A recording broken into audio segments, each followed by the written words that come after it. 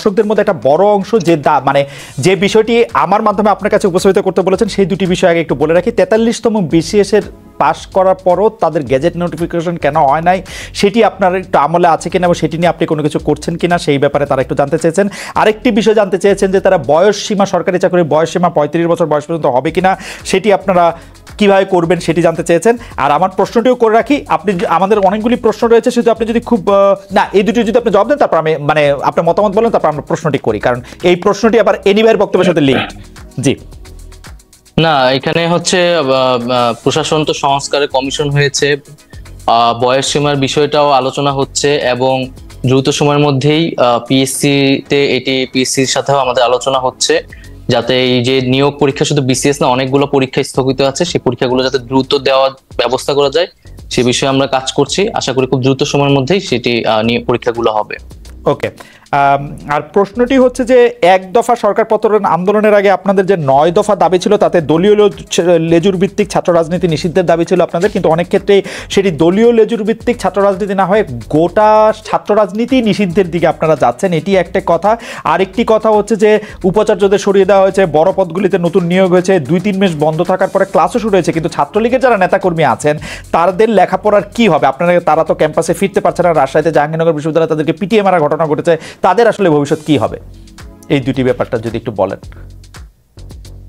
আরেকবার একটু যদি বলতেন। মানে একটা তো হচ্ছে যে 9 দফার একটা দফা ছিল যে ছাত্র রাজনীতি, ছাত্র রাজনীতিটাকে দলীয় লেজুর ভিত্তি মুক্ত করবেন, কিন্তু এখন দেখা যাচ্ছে ছাত্র রাজনীতি বাদ দেওয়ার। জি দেখুন, ছাত্র রাজনীতি নিষিদ্ধের কথা কিন্তু মানে আমরা বলছি না বা বৈষম্যবিরোধী ছাত্র আন্দোলন থেকেও বলা হচ্ছে না সরাসরি, মূলত সাধারণ শিক্ষার্থীদের জায়গা থেকে এটি আসছে। এটা আসছে কেন এটাও আমাদের একটু বুঝতে হবে যে আমাদের কিন্তু শিক্ষার্থীদের একটা দীর্ঘদিনের ট্রমা রয়েছে যে একটা ক্ষমতায় সরকার যায় এবং তার ছাত্র সংগঠন সেখানে ক্ষমতা চর্চা করে, দখলদারিত্ব করে এবং শিক্ষার্থীদের উপর নির্যাতন করে। এখন সামনের আমরা এখানে এখন না হলে অন্তর্বর্তীকালীন সরকার, কিন্তু সামনে যদি একটা রাজনৈতিক দল ক্ষমতায় আসে তার ছাত্র সংগঠন যে একই কাজ করবে না সেই নিশ্চয়তাটা শিক্ষার্থীরা চাচ্ছে এবং সেই ট্রমা থেকে কিন্তু সারা এই কথাটা বলছে। কিন্তু আমরা মনে করি যে এটি কোনো সমাধান নয়, ছাত্র রাজনীতি অবশ্যই থাকতে হবে। সেক্ষেত্রে দলীয় লেজুর ভিত্তি মুক্ত করেই স্বাধীনভাবে ছাত্রদেরকে কাজ করতে দিতে হবে, রাজনৈতিক চর্চা করার সুযোগ দিতে হবে। আর ছাত্রলীগের ছাত্রদের ক্যাম্পাসে ফেরা বা তাদের জীবনের নিরাপত্তা, শিক্ষা জীবনের নিরাপত্তা সেটি সেক্ষেত্রে দেখেন ছাত্রলীগের একটা বড় অংশ কিন্তু এই আন্দোলনের সময় আমাদের সাথে জড়িত হয়ে গেছে। আন্দোলনের শুরু থেকে, কোটা সংস্কারের সময় থেকে কিন্তু তারা আমাদের সাথে এসেছিল এবং ছাত্রলীগের আসলে খুব কম একটা অংশ যারা আসলে চিহ্নিত সন্ত্রাসী, যারা আসলে বেশিরভাগই যারা অছাত্র অথবা সন্ত্রাসী কার্যক্রম করেছে ক্যাম্পাসগুলোতে, হলগুলোতে, তারাই কিন্তু আজকে ভয়ে ক্যাম্পাসগুলোতে আসতে পারছে না, কারণ তাদের আসলে কোনো নৈতিক জায়গা থেকেও তারা শিক্ষার্থীদের সামনে দাঁড়াতে পারছে না।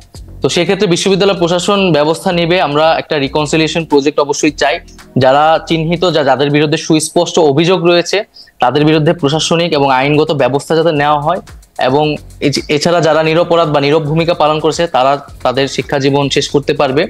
এই বিষয়ে আমরা বিশ্ববিদ্যালয় প্রশাসনের সাথে কথা বলেছি।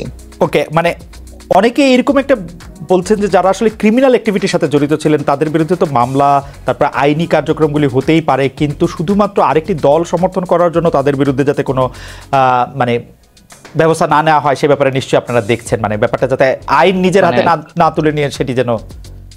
খালেদ ভাই, আমি জাস্ট একটা কথা বলতেছি যে আমরা কিন্তু আর আগের পরিস্থিতিতে নাই যে অমুক দল সমর্থন করে, এটা কিন্তু ছাত্রদল শিবিরের মতো বিষয় না যে ছাত্রদল করে দেখে তাকে ক্যাম্পাসে ঢুকতে দেওয়া নেই, এখন ছাত্রলীগ করে বলে তাকে ক্যাম্পাসে ঢুকতে দেওয়া হবে।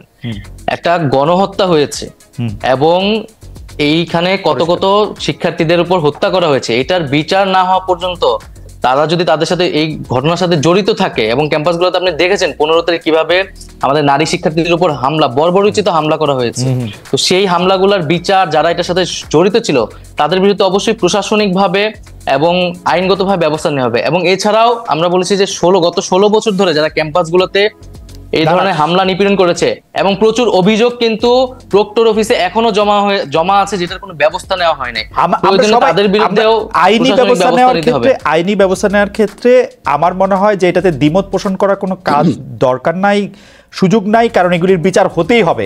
ছাত্রলীগ গত 16 বছরে যত কিছু মানে ছাত্র ছাত্রী নির্বিশেষে যে যে যে যে নিপীড়ন চালিয়েছে তার বিচার আসলে অবশ্যই হতে হবে।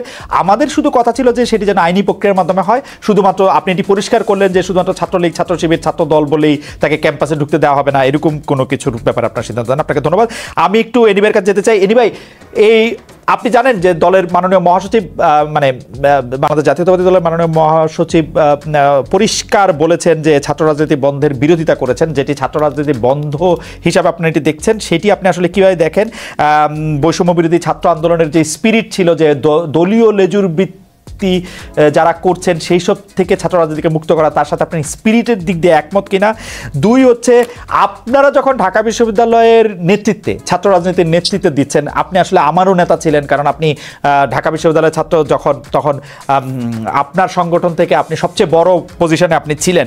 সেই হিসাবে আমাদের সবার সাথেই আপনাদের দেখা হয়েছে। তখন আপনারা ছাত্র শিবির ও ছাত্র সমাজের কার্যক্রম আপনারা ঢাকা বিশ্ববিদ্যালয়ে করতে দেন নাই, আপনারা বন্ধ করেছেন। এখন যে ঢাকা বিশ্ববিদ্যালয় ছাত্র শিবিরদের যে নেতাদের নামই বলা যায়, সবার আগে জেনেছেন, সবার আগে বসেছেন নবনিযুক্ত ভিসি, তাদের সাথে কথা বলছেন, তো সেটাকে আপনারা আসলে কিভাবে দেখেন? দুটি প্রশ্ন। একটি প্রশ্ন হচ্ছে যে বৈষম্য বিরোধী ছাত্র আন্দোলনের যে স্পিরিট ছাত্র রাজনীতি সম্পর্কে, তার থেকে আপনার স্পিরিট আলাদা কিনা? দুই হচ্ছে শিবির আর ছাত্র সমাজ প্রকাশ্যে এসে সভাপতি ভিসিদের বৈঠক করা, সেটিকে আপনারা কিভাবে দেখছেন?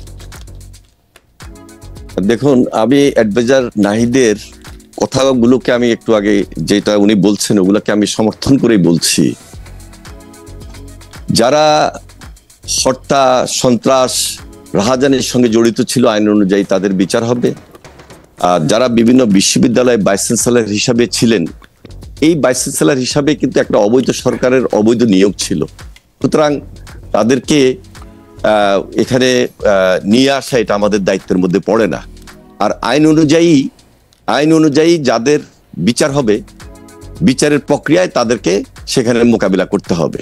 আর সাধারণ ছাত্ররা ঢাকা বিশ্ববিদ্যালয়ে বলেন আর বিভিন্ন শিক্ষা প্রতিষ্ঠান বলেন, তারা তাদের উন্মুক্ত ছাত্র রাজনীতি থাকাটাই উচিত।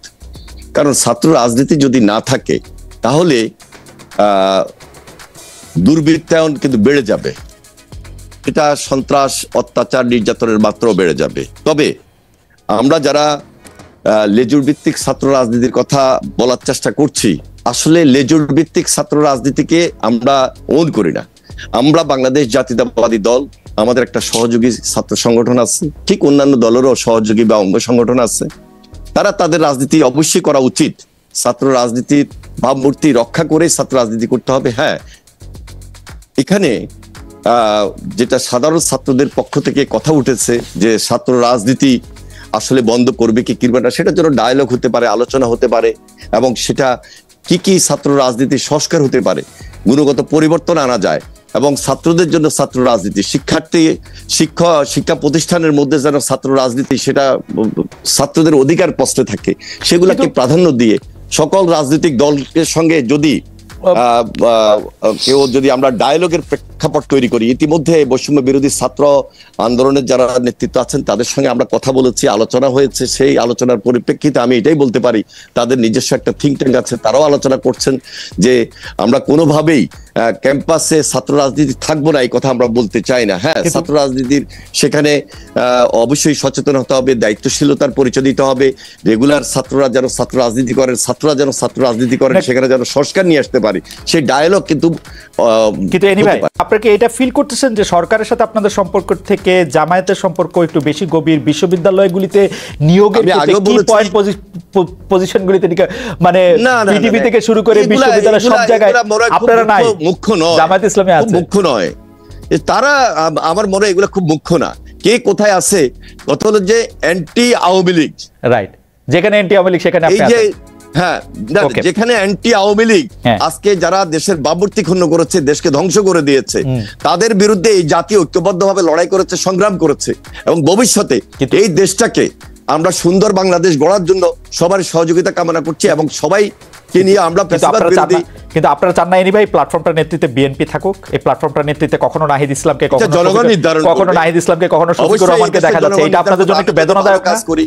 একটু বেদনাদায়ক, জিয়ার কখনো পলিটিক্স, ছাত্ররা কখনো জামায়াত। বিএনপির পলিটিক্স, খালেদা জিয়ার নেতৃত্ব, তারেক রহমানের নেতৃত্ব যদি সবার সামনে খুব স্পষ্টভাবে সবাইকে আকৃষ্ট করতে পারে, তাহলে অবশ্যই আমাদের নেতৃত্ব জনগণ কিন্তু এই সরকার আসনে বসাবে। কিন্তু এই সরকার পতনে তো তারেক রহমানের ভূমিকা জিরো, কেউ কেউ বলছেন। তারেক রহমান যদি না এখন তো আপনি বললেন, আর কেউ কেউ বলছে হয়তো আপনাকে বলেছেন, কিন্তু আমাদেরকে বলেন নাই। বরং এই কথা বলেছেন যে তারেক রহমান বিদেশে বসেও, যেখানে দেশনেত্রী বেগম খালেদা জিয়া এত অসুস্থ ছিলেন, তার মধ্যে দেশের তারেক রহমান বিএনপির ভারপ্রাপ্ত চেয়ারম্যান হিসেবে দায়িত্ব নেওয়ার পর তিনি আমাদের ওয়ার্ড লেভেল, ইউনিয়ন লেভেল, থানা লেভেল, উপজেলা লেভেল, আমাদের কেন্দ্র এবং জেলা লেভেলে যেভাবে দলকে ঐক্যবদ্ধ করেছেন এবং জাতিকে, সকল রাজনৈতিক দলকে ঐক্যবদ্ধ করেছেন, সে আন্দোলনের ফসল হিসাবে আমাদের ছাত্র ভাইরা যখন কাঙ্ক্ষিত লক্ষ্যে পৌঁছার জন্য এগিয়ে গিয়েছেন, সেখানে তারেক রহমানের নেতৃত্বে তিনি সমর্থন দিয়েছেন এবং পরবর্তীতে সর্বশেষ যখন শহীদ মিনারে আমাদের ছাত্র ভাইয়েরা যখন আহ্বান জানিয়েছে সকল রাজনৈতিক দলকে, তখন তার নেতৃত্বে এই বিএনপি স্ট্যান্ডিং কমিটির অনেক নেতৃবৃন্দ জেলে ছিলেন, আমরা অনেকেই জেলে ছিলাম, কিন্তু তিনি দেশের শেষ বাইরে বসেও যেভাবে নেতৃত্ব দিয়েছেন, সেই নেতৃত্বের ফসল হিসাবে আজকে সবাই মিলে ঐক্যবদ্ধ বাংলাদেশ। আপনাকে ধন্যবাদ।